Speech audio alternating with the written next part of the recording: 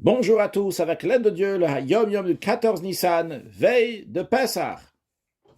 Tout d'abord, le Rabbi nous dit qu'en ce qui concerne la recherche du Chametz, la Bdikat Chametz, la coutume Chabad, c'est de toujours la faire après la prière de Arvit. Le Rabbi nous dit qu'il faut étudier le Chumash du jour, le Teilim du jour et le Tanya du jour. Puis, en ce qui concerne la vente du Chametz, la manière qu'en général les gens font la vente du Chametz, c'est ils donnent la permission au Rav de vendre leur Chametz. Mais ils ne vendent pas le Chametz au Rav.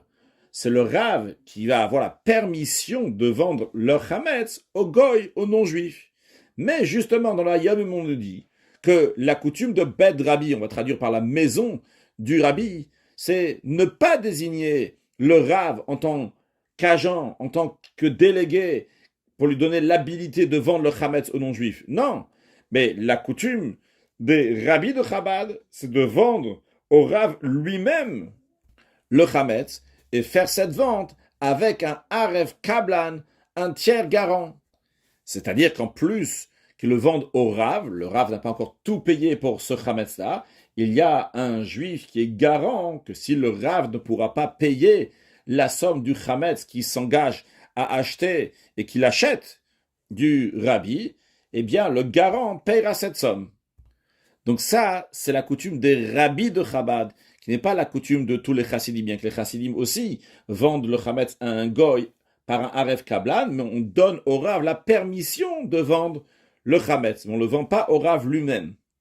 Puis encore un point, le rabbi nous parle des matzot mitzvah, des matzot qui sont faites la veille de Pessah pour manger la nuit du Seder, qu'on fait cette cuisson des matzot avec une très très grande attention qu'il n'y a pas de chametz.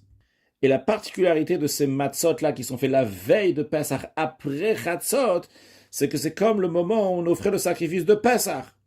Il est coutume à ce moment-là, lorsqu'on fait ces matzot, au moment où on est en train de pétrir la farine avec l'eau, au moment où on est en train de cuire le matzot, de lire le Hallel, comme on faisait au moment où on amenait le sacrifice de Pessah.